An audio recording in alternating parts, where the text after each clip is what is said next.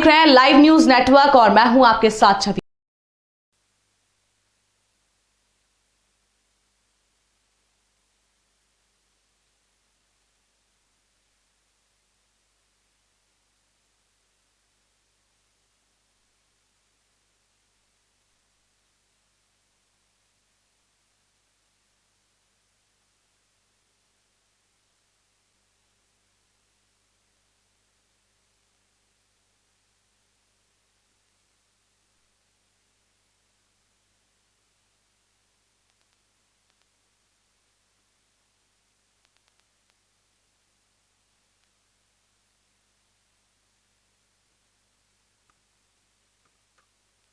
ये मैं खुद हूँ, ये सबसे ज़्यादा ब्यूटीफुल है। अभी आई थिंक प्लेबैक सिंगर्स में ये भी एक चीज़ होती है, this whole sleeve, this whole leg, this part till stomach, I think I will be all tattooed. तो एक 1.5 महीने में आप लोगों को मैं फिर मिलूंगी और फिर मैं नई बॉडी के साथ नए टैटूज भी दिखाऊंगी और नए गाने तो आते ही रहेंगे। क्या बात है। Tell us कैसे गाना बना, क्या what's the story behind the song? So story तो बड़ी ही दर्दनाक थी, मत पूछो, बहुत टाइम लगा। It's been like almost 9 years to me, for me in Bombay, और काफ़ी लंबा स्ट्रगल रहा है। रियलिटी शोज़ किए, स्प्लिट्सविला किया, दूसरे रियलिटी शोज़ किए, बट एवरीबडी न्यू कि सिंगिंग करियर ही परस्यू करना था मुझे। And when I started perform है मुझे, एंड संजीव जी ने सपोर्ट किया बहुत ज़्यादा। लिरिक्स तो आप लोगों ने सुने होंगे, बहुत ही खूबसूरत लिखावट है, हुक लाइन ही इतनी सुंदर है, और इस गाने की सुंदरता ही सबसे पहले लिरिक्स है, क्योंकि एक एक लाइन, एक एक शब्द वार है। किसी ने किसी का दिल तोड़ा हो तो उस पर वार है, कड़क वार। तुमने दगा दी मुझको, तुमको दगा मिलेगी, दिल तोड़ने की देखना एक दिन सजा मिलेगी। This is like so direct, so straight. Sanjeev भाई, क्या कहते हैं आप? बहुत, सबसे पहले तो thank you so much. It was a collaboration, he supported me through out the song. इन्हीं के वजह से पॉसिबल हुआ है। लिरिक्स नहीं होती तो म्यूज़िक कैसे होता, सिंगर कैसे आती? तो आई थिंक सबसे पहला काम राइटर का होता है, कंपोज़र का होता है, एंड इन्होंने जो काम किया है वो तो दुनिया देख ही रही है। ऑलरेडी इतना सारा काम कर रहे हैं। संजीव भाई, अब आप बोल दीजिए कुछ। आप सबने गाना सुना होगा, गाने के लिरिक्स कुछ जैसा जस्टिफाई सिंगर करता है, तो ऋतु ने वैसा जस्टिफाई किया। हम जब फर्स्ट टाइम मिले थे ऋतु और हम, तो इसकी आवाज़ में ना स्पार्क था। आप इतने सारे नए सिंगर्स को सुनते हैं, तो ये एक ऐसा दौर है म्यूज़िक इंडस्ट्री में कि जिसमें भी पोटेंशियल है उसके लिए ब्रेक है आज के टाइम में। एंड मेरा पर्सनल मानना है as a composer, as a writer, कि ऋतु जैसे 1000 में से एक वॉइस होती है ना, कि 1000 में से एक चमकने वाली वॉइस, तो ये वॉइस मुझे वो लगी। एंड जिस एनर्जी से गाना हमने बनाया, इसने जस्टिफाइड किया वैसा। हालांकि she is very happily with Mayank, पर इसने सैडनेस वॉइस में बहुत कमाल की दिखाई है। Thank you so much.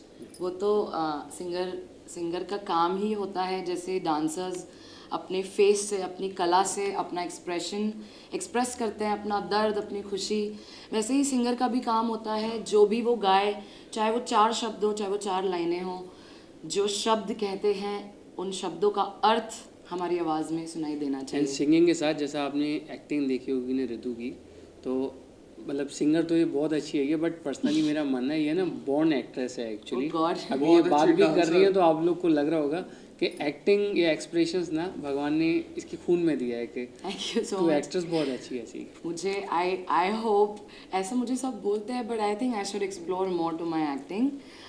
बाकी मौका मिला तो बिल्कुल, बट हाँ, मेन फोकस मेरा अभी सिंगिंग है, क्योंकि बहुत साल लगे मुझे यहाँ तक पहुँचने में, और बहुत बहुत डिफ़िकल्ट जर्नी रही है। मुझे पता है, जब मैं भोपाल से आई थी यहाँ पर, तो वेरी डिफरेंट फैमिली बैकग्राउंड, बहुत बेसिक लोग, सिर्फ मेरे भाई और कज़न्स गुंडे हैं, पॉलिटिशियंस है, नॉट गुंडे, बैड वर्ड, पॉलिटिशियंस है, और उन्होंने मुझे गुंडों की तरह ही एक्चुअली बड़ा किया है, सिखाया है कि अपनी चीज़ों पे फाइट ज़रूर करो, अननेसेसरी फाइट मत करो, अननेसेसरी पावर मत दिखाओ, अननेसेसरी अपनी ताकत का प्रदर्शन मत करिए, और जब आपको लगे कि इस वक्त ज़रूरत है, इस वक्त नेसेसरी है, तभी आप बताइए कि आप क्या हैं और कहाँ से आते हैं और क्या आपका बैकग्राउंड है।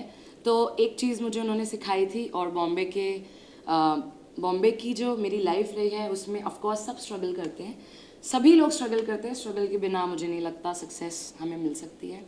तो मेरा स्ट्रगल बहुत ही डिफरेंट था, because I came from a very settled background, जहाँ पे मैं ऑलरेडी सोशल वर्क कर रही थी। आई वॉज इन कांग्रेस, मैं 18 साल की उम्र में ही महामंत्री की पोस्ट पे थी, and I was doing politics, I was doing social, I had my social life. मेरा NGO था 50 साल पुराना, and it was all female oriented NGO।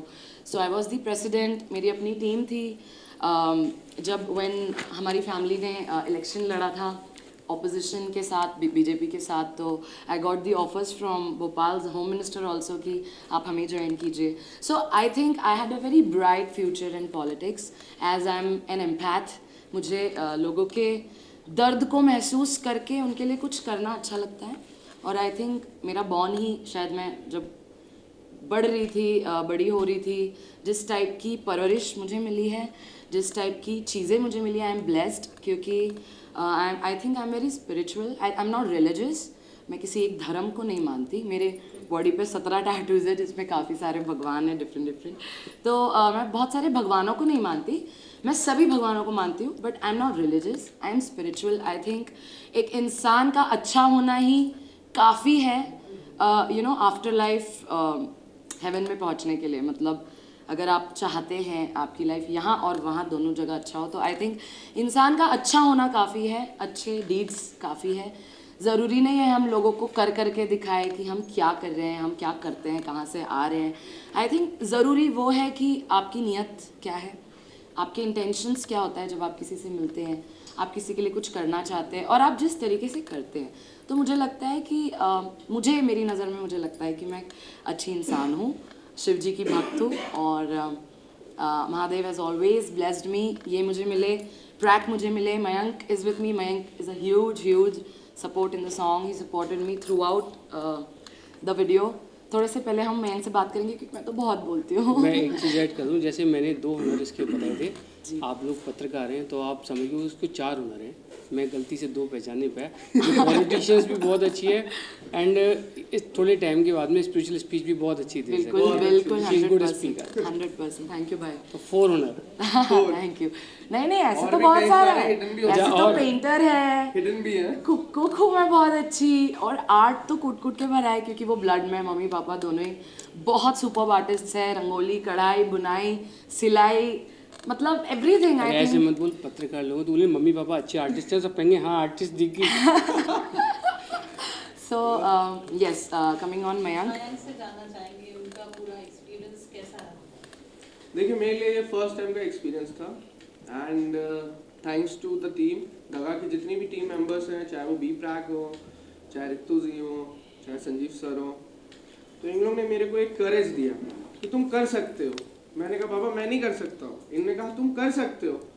मैंने कहा यार तुम्हारा डेब्यू सॉन्ग है, तुमने 8 साल स्ट्रगल किया इस इंडस्ट्री में अपना नाम पाने के लिए, तुम क्यों मतलब ब्लाइंड क्यों चल रही हो, किसी बड़े के साथ करो और तुम्हें प्रमोशन मिलेगा। बट यस, देखो मेरे को तो एक्टिंग बिल्कुल नहीं आती, और मैं आज भी एक्टिंग नहीं कर पाऊंगा, कुछ गलत बोलूंगा तो मुझे माफ कर देना। पर मेरे को तो एक्टिंग नहीं आती, बट हाँ इन लोगों ने मेरे को करेज दिया कि करो, तो मैंने कर दिया। अपने आप को फिर आप जब फाइनल प्रोडक्ट आया तो आपको कैसा लगा? फाइनल प्रोडक्ट मुझे एक्चुअली सबसे बड़ा डर ये लग रहा था कि कहीं मैंने कोई स्टुपिडिटी ना कर दी हो, जिससे कि मेरी वजह से इन लोग के करियर पे कोई इम्पैक्ट ना पड़ जाए, क्योंकि आई am not from this field. तो मुझे यही लग रहा था, सबसे ज़्यादा डर मुझे रितु के लिए लग रहा था कि क्या यार कि मैंने अपना डेब्यू सॉन्ग किया और इसको रख लिया, इससे मेरा गाना नहीं चल पाया या कुछ भी XYZ। ये प्यार है, इसे प्यार कहते हैं। टच वुड रिस्पॉन्स बहुत अच्छा मिला, सबने बहुत अप्रिशिएट किया, क्योंकि गाने में इतना दर्द है और साथ में आवाज़ में इतना दर्द है, तो फिर जब टीम में इतना दर्द है तो गाना तो चलना ही चलना था। 100%। आप लोग भी गाना सुना है आप लोगों ने कि नहीं सुना है? हमने सुना, अभी अब लाइव भी सुनेंगे। जी बिल्कुल।